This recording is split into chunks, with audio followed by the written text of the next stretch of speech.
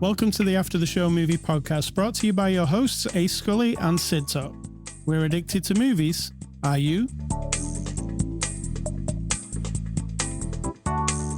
Welcome, Sid Talk. Welcome to After the Scream, Week 3. Right? You see what I did? I hear what you did, Yeah. yes. It's Week 3 of our horror film extravaganza, Nice. if you want to call it that. Was that before the after the show discussion? It was not. No. What was it? It was a combination of things. You looked up some stuff, and we had a sandwich. That's kind of it. That was it. It's thundering right now? It is. It's like spooky atmosphere. Correct. Yeah.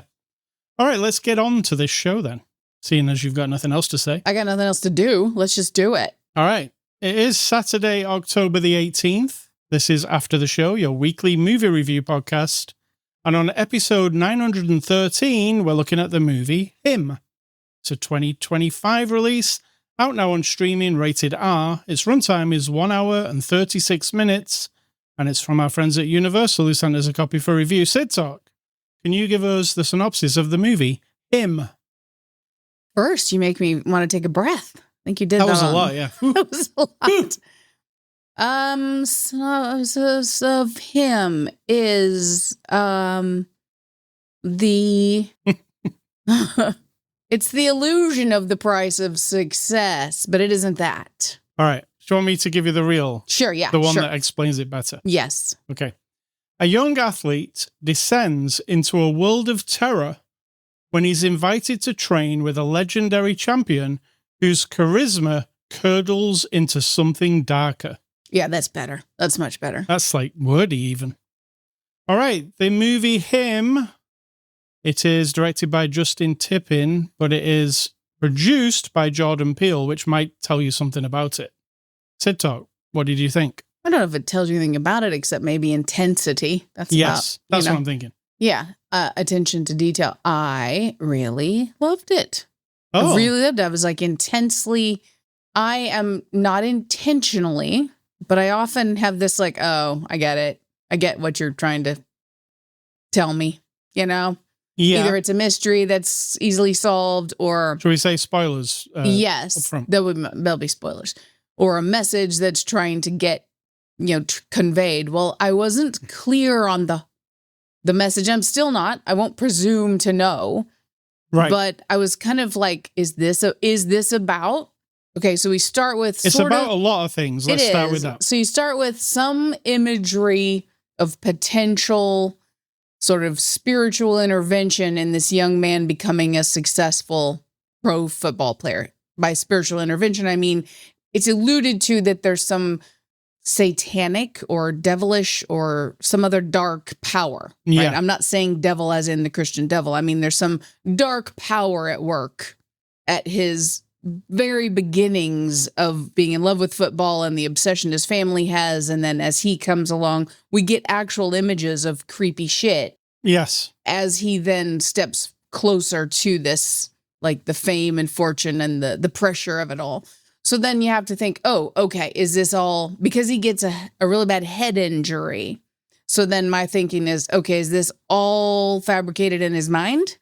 Is this actually some sort of, we're digging up spirits from an ancient thing that whatever, or is it, I don't know, right? And I love that, not being clear, but seeing the vision. Right. Literally. Understanding where we're going here, that there is a price to be paid for the wanting to have everything, to be the GOAT, as they call it. I don't know if that's what I got. I got more like the package deal of, because we focus a few times on the adoration of the fans, the obsession of the fans, and then the family being so obsessively approving of him, and it's his whole identity's wrapped up in it. Him being the guy who's him. Yeah. him. That. And then when we get down to it, our main guy, Waylon, when he's saying Wayans, he's not going to be that anymore. And he says, what I will miss is running into that light and the roar of that crowd that they're cheering for me, right? So that's the essence of what they're dangling in front of these people, right? These men who want that. But what it is really more sinister. Yeah. It's about someone else's goals that they want to achieve, which is to just have power and money and be the puppeteer of these people, but give you the impression that they're giving you everything, the adoration, the power, the strong body, the fame, the money. Like, that's all just trinkets. It's nothing compared to what these people are doing to you. And that kind of, you had to kind of swim around in it for a while to really dig that out. And I like it. Sometimes I feel preached at about different, cultural, social ideas. But this one, I kind of went with the flow and I enjoyed it. Coming out the other side of the movie, I had questions in my mind of whether it's really a horror movie. Yes, there's some blood and gore and stuff. But I think more psychological. I was thinking something like Jacob's Ladder. More like a psychological, like you say, you can come away from this and not actually know what was real, what wasn't. Like Requiem for a Dream. Yeah, it's a bit otherworldly even, the way it's all. I'll tell you one thing I really like about the movie is how it looks. It's very glossy and interesting. And I like this technique they do with the X-ray camera or something. Yes. Oh my goodness. I love that. So you see the inside when you see somebody taking a hit. You see the inside. I've seen it in video games before. They do it in Mortal Kombat, but you see the bones break and the smashing. Yeah, I like that. It has a style to itself. It's sort of like the reality behind the image. So like the basic thing is like this guy who wants to be the GOAT after the head injury goes to train with this other guy. Then it does set itself up like a horror movie. A guy goes to a compound for a week. He has to spend time with him training. And maybe he'll come out the other side as the big guy or not, right? So that is like the setting for any horror film where people are, but then isolated, no cell phone, etc. They do all that, don't they? Some the weird tropes. shit that you've already seen, but you're not quite sure how weird it really is. Yeah, because you're like, hold on a second. When you walk in, there's all this weird artifacts everywhere and stuff. What was that other one we just watched recently? Yeah, Opus. Where they went to that compound. Opus. Was it? Yeah, the A24 movie. The one with John Malkovich. Yes. Yeah. Yeah. Yeah, it actually reminded me of that, but with a sports theme to it. Because you're getting a cult vibe. Yeah. You're getting, okay. Yeah, but in this one, I wasn't sure. I was like, okay, he has a load of artifacts, football artifacts, non-football artifacts. When we first meet the guy at the beginning, when he walks in, he's doing something with he said, did you kill those things? It's hunting stuff he's doing. But he didn't say yes. Yeah, exactly. So you're like, no, maybe he's an artist. It looks like it looks like he's doing art stuff, or maybe it's sinister. And we are watching a movie here, so it's probably sinister, right? Right. As it unfolds, and it unfolds in this structure of each day. Is it 7 days? Is it religious iconography? No, it's 5 days. 5 days. So it goes through, each day is a different thing. And I was not sure at all what it was. I was like, is this a cult where they eat people? Is this... I don't know what this is. I know what you're saying. At one point, I thought they were vampires because there's blood all over the place. There is a bags of blood. Yep. Which is a sports thing anyway, right? Like, isn't that what Lance Armstrong got involved in? I mean, it's not a sports thing. It's not supposed to be. So that I'm like, are these vampires? Because they could well be, and this could end up a Dusk Till Dawn situation. Spoilers. I didn't even think of that. Yeah. Okay. But then what it does become, I don't think you knew. You could figure that out. I couldn't. That's why I liked it. Now, the message... So there's a reveal, let's say. Yeah, but the message was coming crystal clear to me before we got the group. So this young man isn't just because he's good that this team wants him. So that's the whole idea. This team is recruiting him. He's, replacement for this other guy who has won 8 championship rings. He appears to not ever get injured. He's the guy. He had a horrible injury and then somehow recovered. So we know some dark forces are at work there somehow because we saw the injury. So he sold out to whatever the forces are. It's never really defined clearly. Nothing is. Right. And so now his body and everything's getting tired out, I guess. I don't know. And now they're replacing him. So that's the whole crux, is getting this kid on the hook.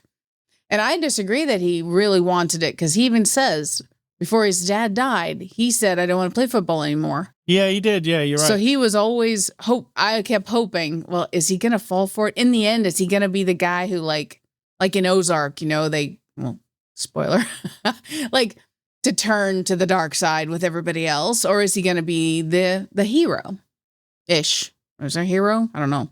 Yeah, I don't think there's really a hero.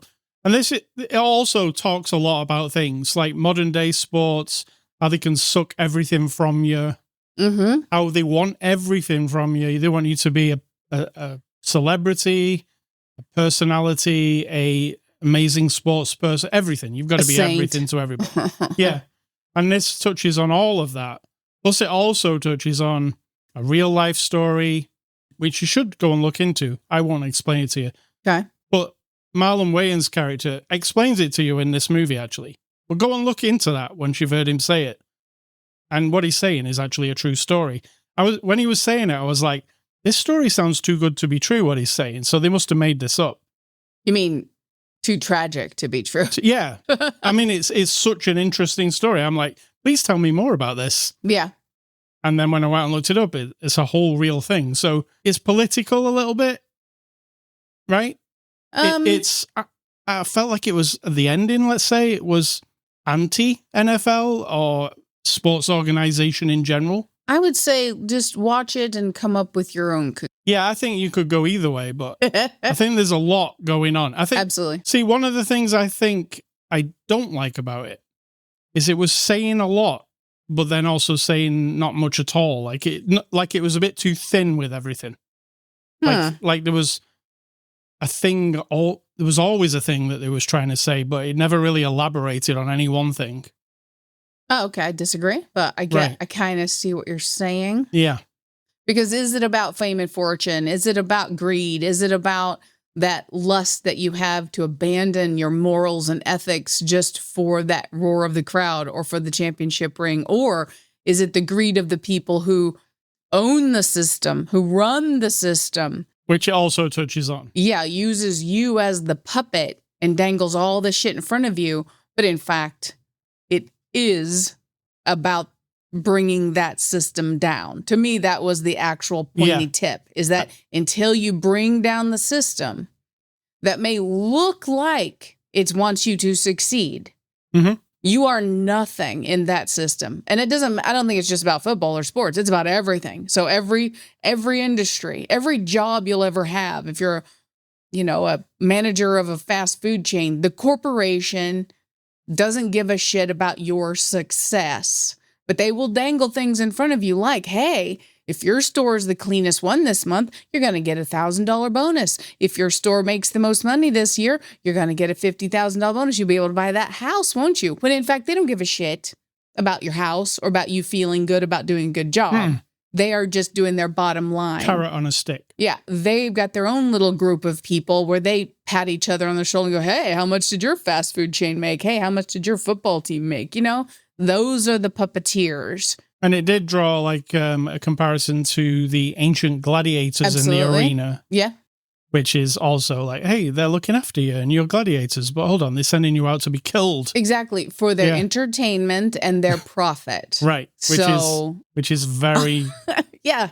So I enjoyed all that stuff. It's a bit nail on the head sometimes.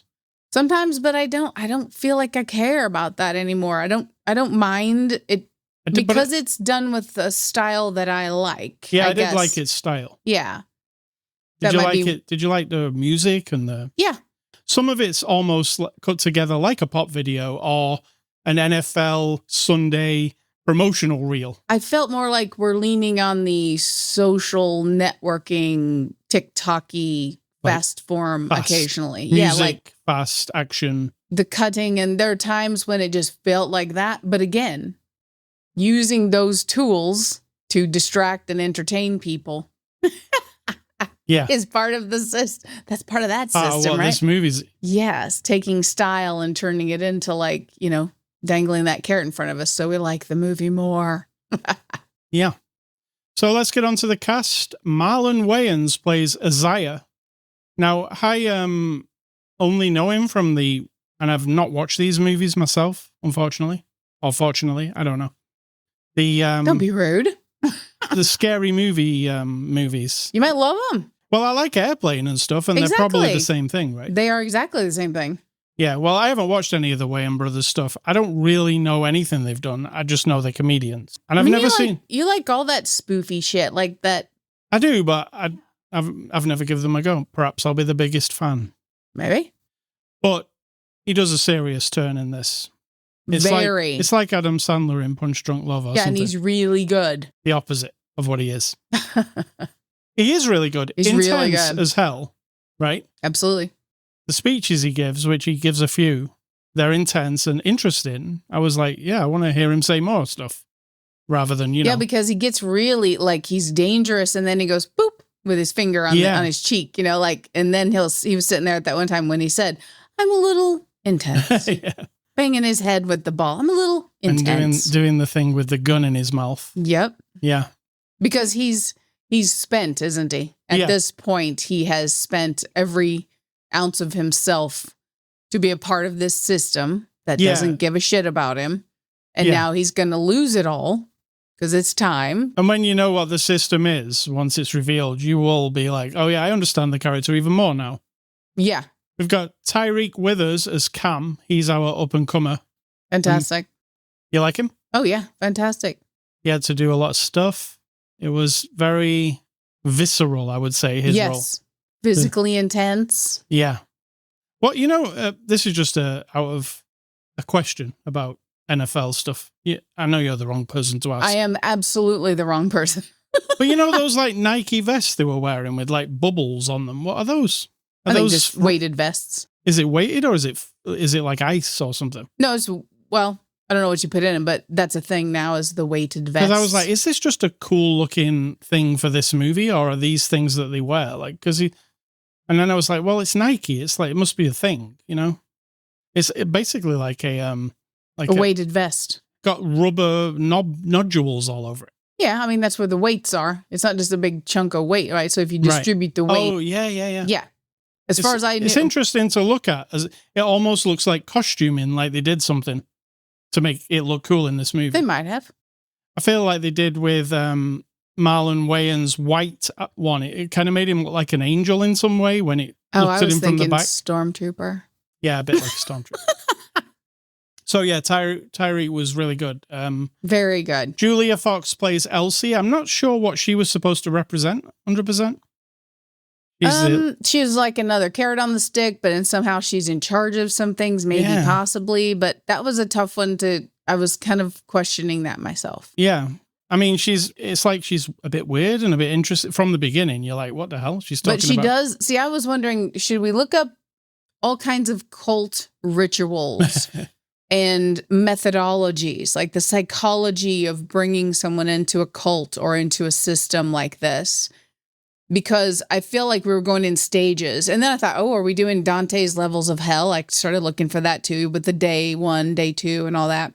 But like at every point along the way, he is asked, are you sure you want to do this? Yeah. Do you really want to do this? Is this what you really want? And then she even says, do you really want this? I mean, she asks it in a way that if he said, I want to leave, I feel like at that point, I don't know if they would have let him leave, but like it was a test for him. And then the little bits and pieces they start dangling is a little bit more. And then it gets really intense and hard, kind of like how drill sergeants, right? They tear you down. It's definitely like that, and build you up.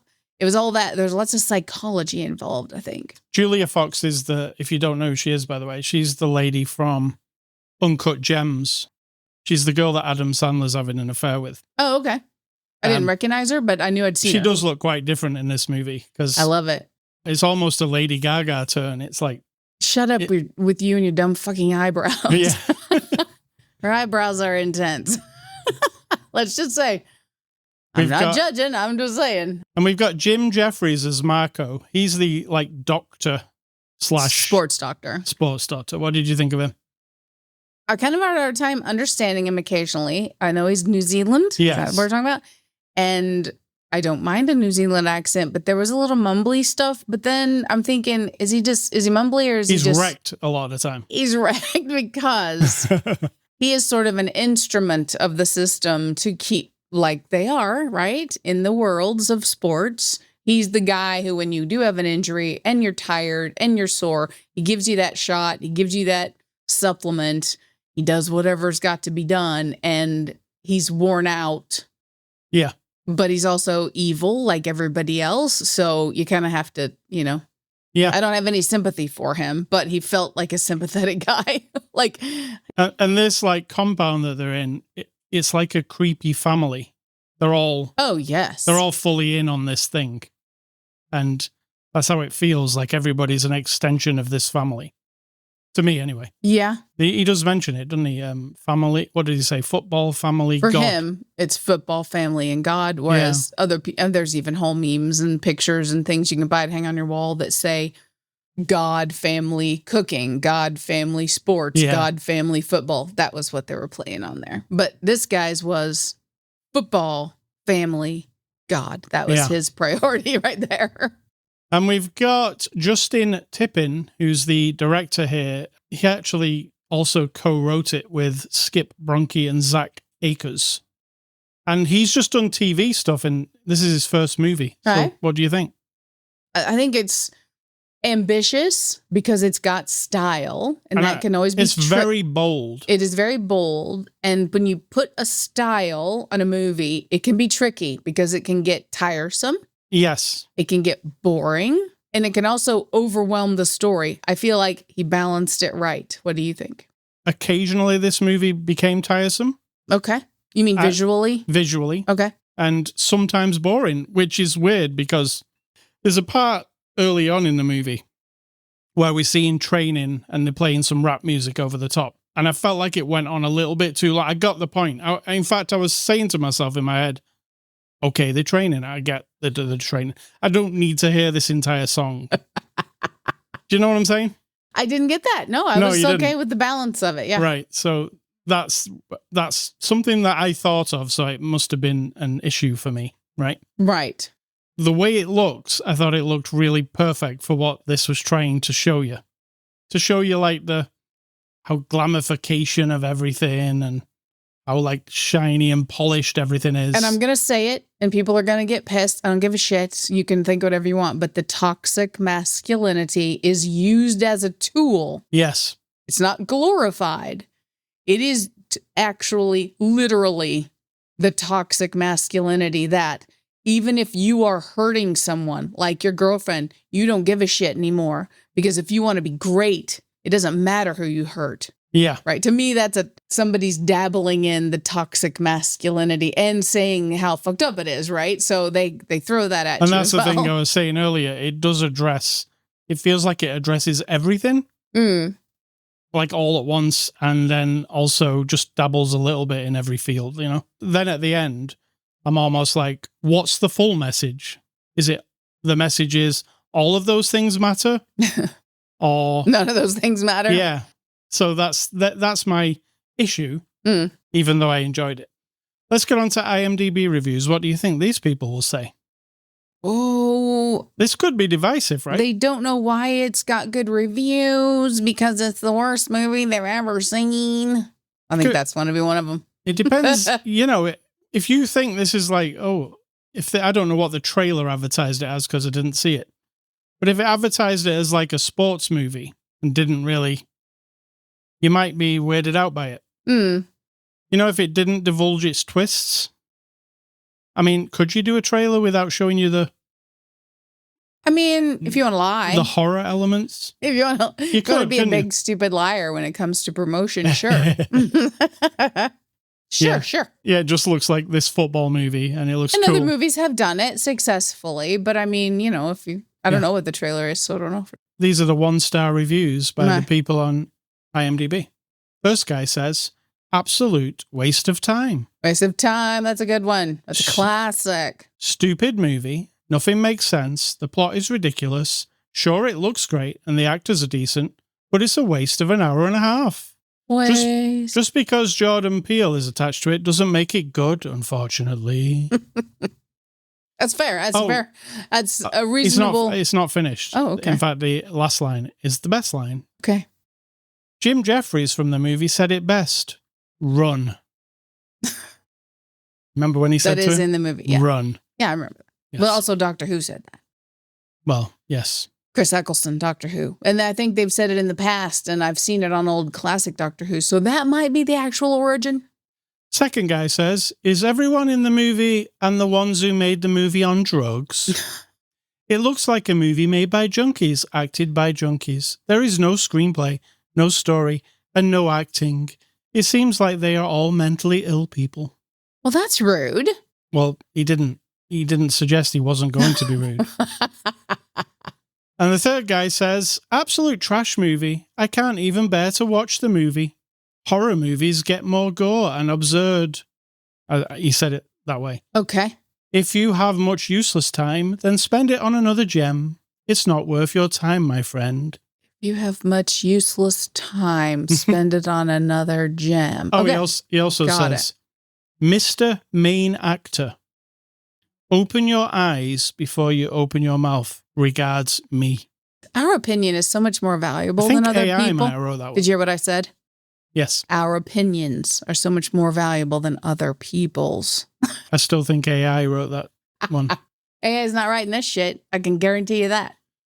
All right. If you ever want to listen to a podcast that is always going to be 100% real, at least what we're saying, unless you do some trickery to prove me wrong, it will just be two people talking. There will be no chicanery or tomfuckery, as one lady we like to watch on YouTube, Low Send Quest, says.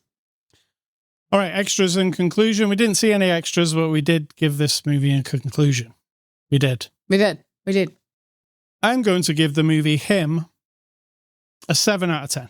Okay, I'm giving it an 8 because I think it's really well done and I had a great time. I have issues, which Okay. I've mentioned, but I did overall enjoy it. I mean, I can't help it if you're wrong, Yes. but that's fine. I mean, I did say to you, after we'd seen the final scenes, which is something, let's say, you know what I'm saying? Uh-huh. I did turn to you and say, I give it that it is bold. It is bold. See, maybe that's why I Yes. like it. I like bold shit. And Yeah. if you're going to do it, in the combination of the style, the way it's done, the performances, to me, make a huge, that's a big chunk of the goodness, right? Yeah. And the performances are very good. Yes. So, Then I'm all in on a lot of that. all right. Thank you to Universal. Next week, we're going to see the new Conjuring movie, Last Rites. You love Conjuring movies. We've seen all of them. Yeah. We've seen all the Annabelle movie spin-offs. We've seen the whole thing. I don't even know what number this is, and it might be number 7. No, we haven't seen 6 of these movies. Well, Annabelle counts. Oh, you're right. This is the Last Rites, and according to the poster, it's the case that ended it all for the Warrens. If you think the Warren story is true in these movies, no. The reality is less likely. They kind of sort of want it to be true, I think, as who they were. They're fun horror movies, but don't, the part at the beginning where it'll say, this is based on a true story. Forget that part, because it really is not. But it is you just fun. ruined it for everybody. Yeah. All right, movie recommendations. I am going on the tip of this movie, The Cell, starring Jennifer Lopez. Oh, digging deep. Yeah, this movie had imagery that reminded me of that. Okay, Right. as also D'Onofrio. Yeah. If people don't know, There's some Jennifer strange Lopez. imagery in this movie where you're like, what the F am I looking at? Oh, yeah, they're trying to do that. And The Cell is also like that. And the other one, I was thinking of sports movies with elements of horror. And I was thinking of The Fan with Robert De Niro. Is that actual horror, you think? I would say, like, it's got a stalker slash Definitely Stalker. And the Rocks the Cradle, that kind of thing. More and like the that. Rocks the Cradle. Oh, Yeah. Rebecca De Mornay. Nice. Yeah. But The Fan, I had to wrap my brains to think of a horror film that was a sports film as well. This feels kind of unique in a way. I mean, there are some horrible sports movies. Yes, there are plenty of those.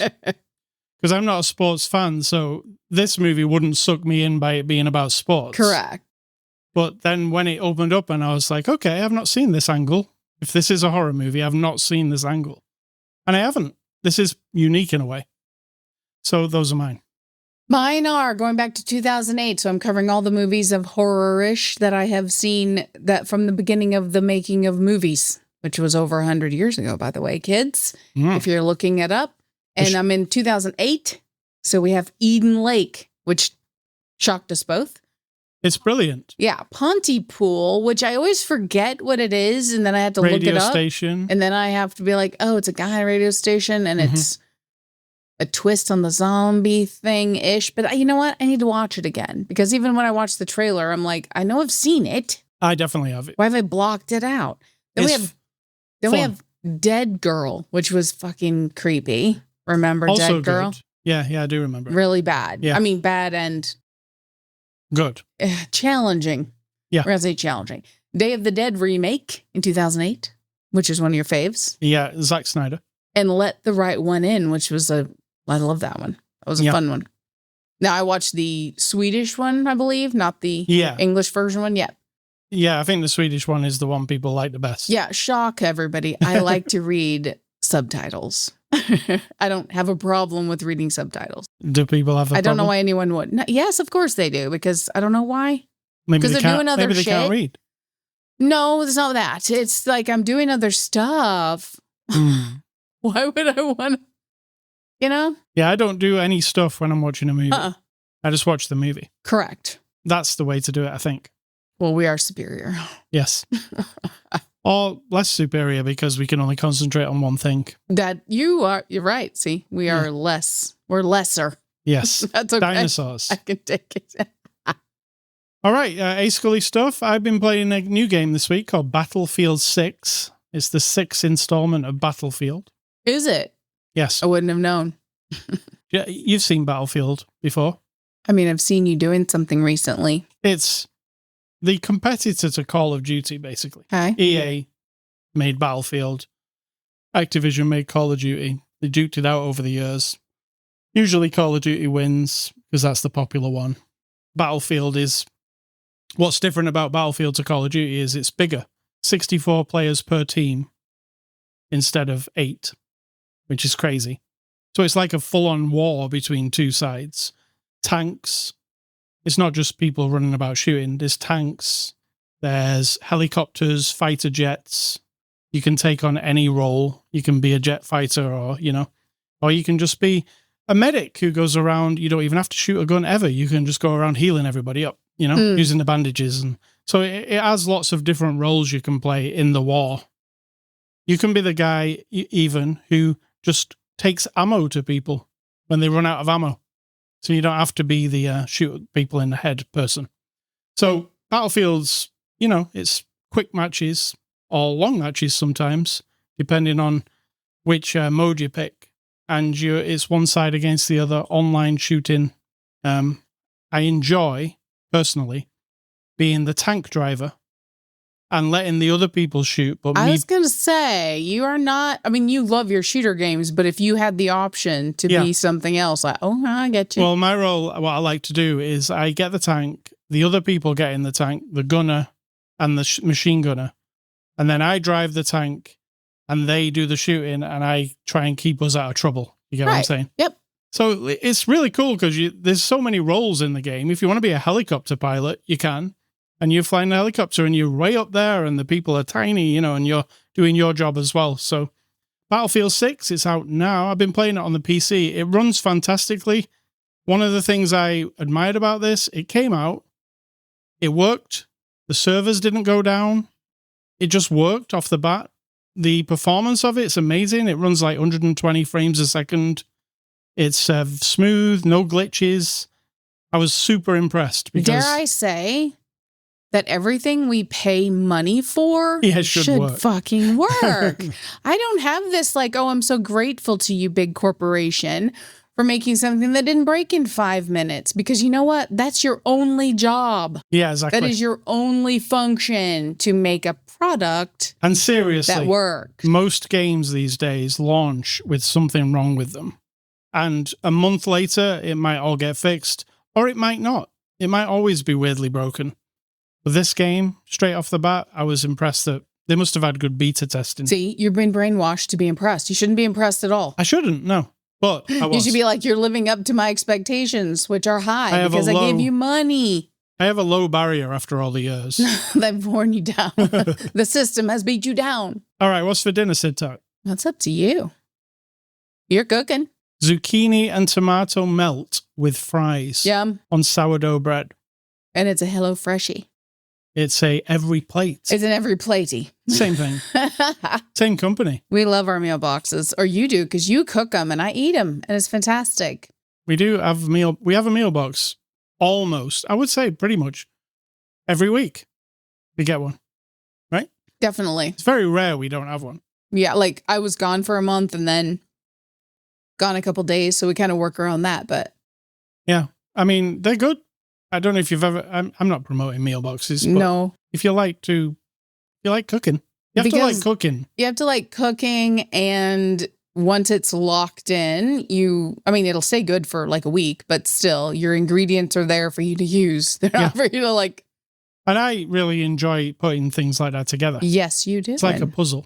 And I benefit. And right now, the countertop in the kitchen has a very neatly laid out, what looks like a magazine picture of the cutting board, the things that need to be cut up, the little packages, the bowl, the pan, the spoons, the knife, the salt and pepper, everything is set out, and you are very organized. I am very organized. I like that. Sid Talk, what is your advice? And then let's get out of it. Oh, also, we should mention our trip this week. Oh, yeah. Well, first, my advice. Uh-huh. I'll give you 2 bits of advice. I didn't make up this first one. It's not really advice. It's just one of those things you could put on a meme, I guess. I don't know. But if you think you can do something or you think you cannot, you're probably right in both instances, right? If you think you can't, so you don't, then you're right. You can't because you won't.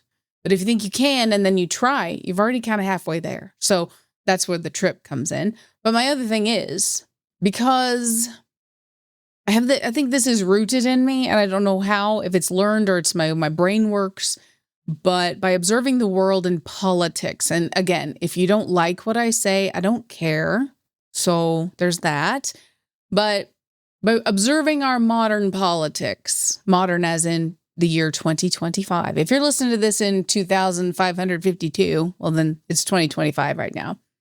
But my thought is, my observation, and hopefully something that, somebody will go, interesting, is that you cannot, it is not going to happen to build respect for yourself, actual people respecting you, by taking someone else's dignity away. You cannot. You might think or be convinced it's respect, but it isn't. It's other idiots like you who are either now afraid of you because you're bold enough to be the asshole who rips someone's dignity away, insults someone in public, put someone down in front of everyone, make a big joke out of someone, or literally try to rip away part of who they are so that you can make a big fucking brick out of it and stand on it. That isn't respect. No one has respect for you. They're either now in awe of you because they want to now take your place, right? So you're in jeopardy. They might make a brick out of you, for one, or they fear you because now they don't want you to make them, they don't want to be the one that you're ripping down. So they will pretend to respect you. They'll even be brainwashed to think that what you're asserting is some sort of strength or power. It is not. You have nothing except weakness, and you want to fill that hole or build that wall, we'll say, with bricks that you've ripped away from someone else. And when you do that, you are nothing. Your name might be written in a history book. And if you think that's enough, and your little people around you think that's enough, and little people in the future think that's enough, there's nothing anybody can do about that. But you do know the truth, that it is not respect that you're earning or getting from anyone ever. It is a lie. So there you go.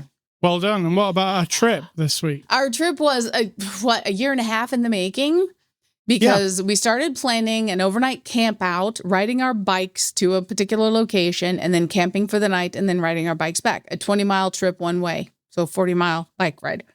We've done this bike ride before in one day, just the bike ride, went and came back. We were much younger then, like 10 years ago. Was it 10 years ago? It was about 10 years. It was on my birthday one year, so I don't know if it was my 45th. If we had our bikes 10 years. Maybe it was my 50th. I can't remember. It was a while back. So last year we had started purchasing our items and doing our little planning. Remember what I told you about how our supper is already organized on the kitchen counter? Well, A. Scully is a person who likes to really plan meticulously. So am I. So it's like we are perfect for each other in that respect, because we started buying all the little bits and pieces. What are we going to eat? How are we going to sleep? We need a tent. We need sleeping bags, et cetera, et cetera. So we started all that. Then last September, was it? Or August? Oh. When I was coming back to the car from one of our normal bike rides, and you came stumbling out of the car with a look on your face and your arm dangling, saying, "I've hurt my arm." And you were slurring. You were so in shock. Which was 3 days before the yes, trip. We were just about to go on our trip, and you claim you didn't break it. I couldn't have, because it would not work. You can get, I've looked it up. You could have been like a slight fracture, and because you did everything right in the next 3 months, I mean, we're talking a sprain of the wrist is what we're saying. That was so bad. When I looked at his arm on the drive home, I kept going, "I'm taking you to the ER. I need to take you to urgent care." No, I'm fine. I just want to go home. You were like, it's like your brain was, I think you hit your head too. But it was within the rest of that day. No, I didn't hit my head, by the way. I had my helmet on and my head went nowhere near the floor. Well, and then you were your body was in shock then. But it was so black and blue from your mid of your top of your arm, past your elbow, all the way down to your hand. Your hand was like swollen, and it was terrible. And so I had to call the campground, because we had prepaid, and said, "We have an injury." And she was like, "Oh, don't worry about it. We'll just keep that on the books, and then you can come later." Well, then my mother, who had breast cancer at that point for about a year, or we'd known about it, was starting to not be well and needed us, I have 3 siblings, to kind of be there more and more. Now, remember, this was September.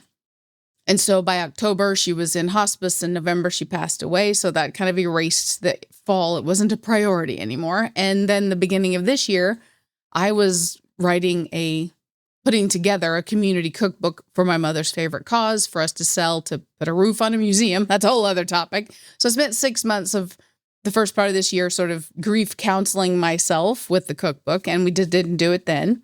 And then recently you were like, "Okay, we got to do it. We just got to do it. We have all the equipment. I've packed all the bags. Yeah. Everything's already ready to go. We just have to do it." And so I called, and the lady's like, sure. Well, what we didn't know was that, we knew in the last few weeks that the place we were going is having great renovations done now. They've tore down their big building. They've got construction going on everywhere. It's not well put together, but it's still functioning. So we went. We rode our bikes. It was hot. And by the time we got there, I think we were both like, okay, we're good. But it was tiring, right? Right. And then we had the camping neighbors from hell. And I'm not even kidding. No. We are not sociable people. So partying is not real loud, obnoxious, partying, loud, whatever, talking and laughing and all that. When you know that there are people 20 feet away, it's dark. Their lights are off, meaning us. Don't be dickheads. Well, by the time their evening was over at about 1:00 in the morning, one of them didn't want to go to sleep, and she was so drunk. Oh, God. Oh, my goodness. She was like a past middle-aged lady, maybe a little older than me. I'm 57. Said, "Well, fuck y'all. I'm just going to sit here and talk to myself." And I mean, it was that loud because we were right next door. We're in a tent. We can't avoid, right? Then she started moaning and wailing. And then her friend came out telling her to shut the F up, shut the F up. This went on for an hour, the wailing. Then some fighting, we think. And we're not talking about wailing just like a little thing. No, it sounded like wolves. Like a werewolf, yeah. Yeah, like... That would go on for like a minute at a time. You even recorded some of it. So we have this woman's drunkenness on record. And then eventually the friend who was telling her to shut up, we even heard some possible slaps and pushes and I can't breathe and you're holding me down. And the friend said, I'm calling the police. We thought that they didn't, but then the police showed up in the middle of the night. They did. It was about 2:45 and the police came, talked to her. She gave them her name. She could talk slightly coherently, but then she started lecturing them on how they weren't doing their job. They got her back in the tent and said, we're going to leave you to it. You need to sleep it off. Immediately when they left, she started with the,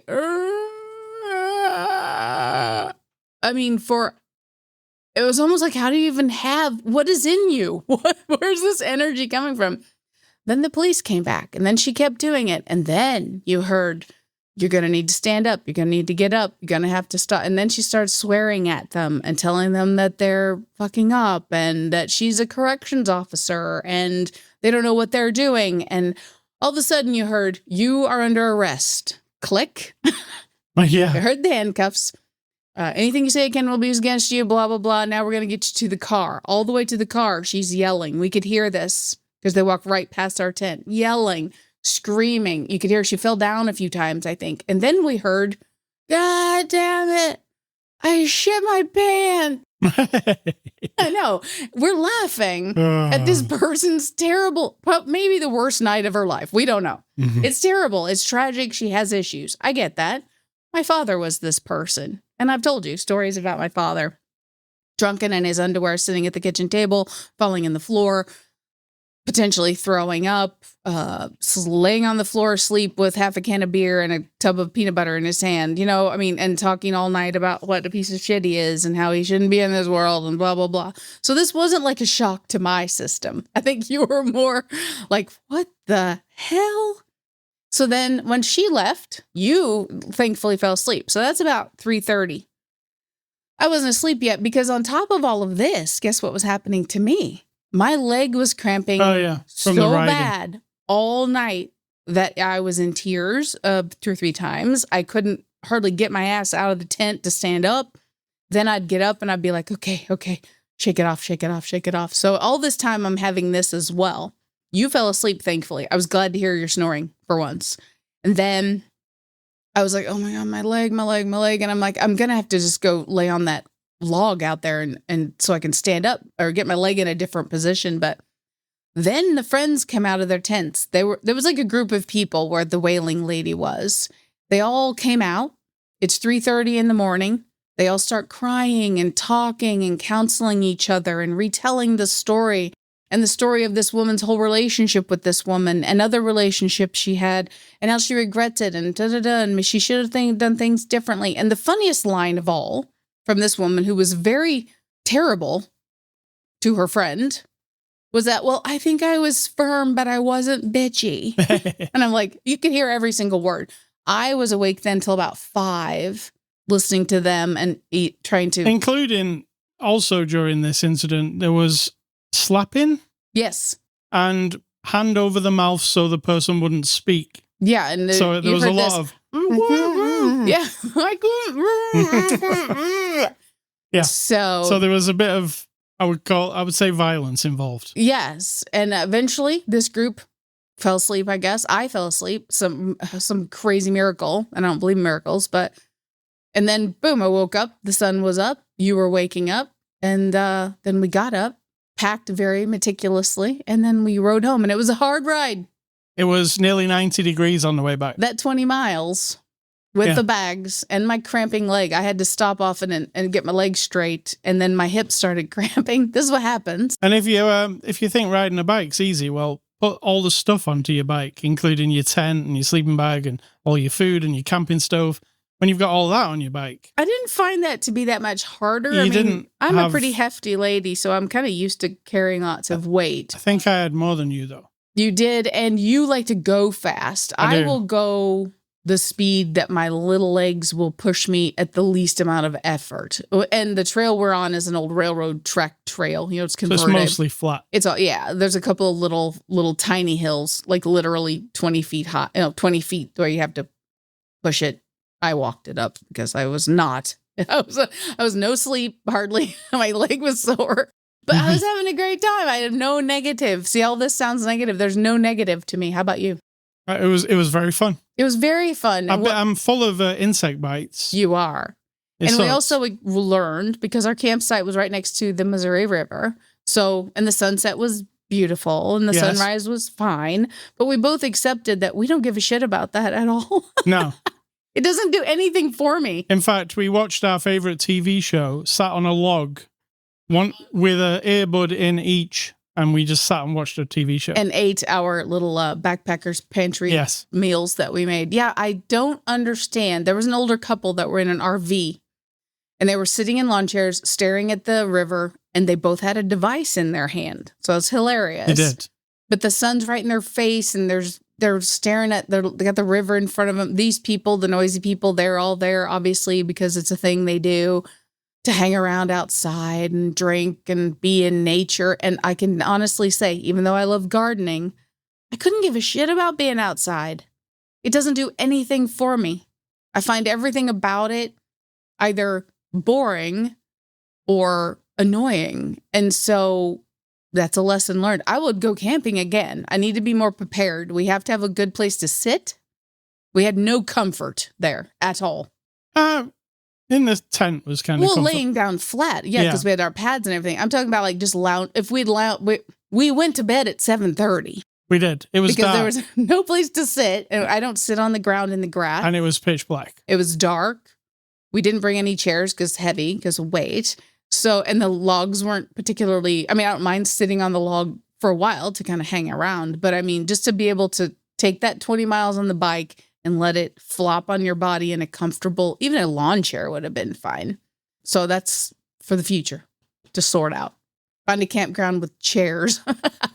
Chairs and what else? A full-size picnic table. The picnic TV. Table at our thing was a child size. So we couldn't even sit Oh, yeah, at our it was, picnic wasn't it? It was literally like a miniature. It was.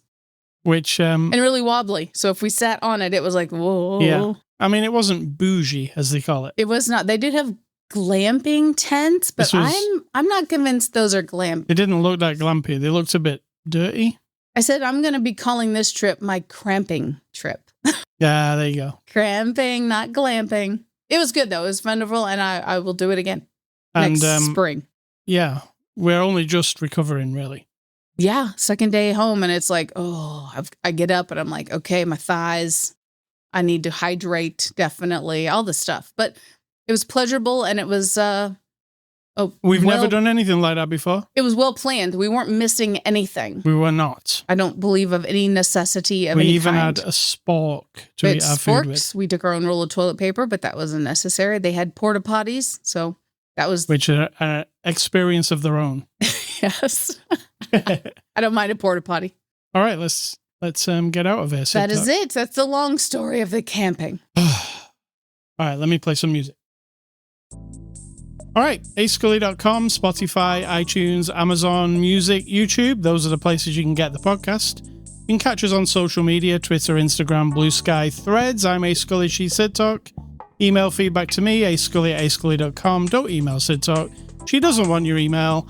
And stay classy, the hymn. Stay classy, hymn. And I'm going to say, think for yourself, or definitely someone's doing it for you.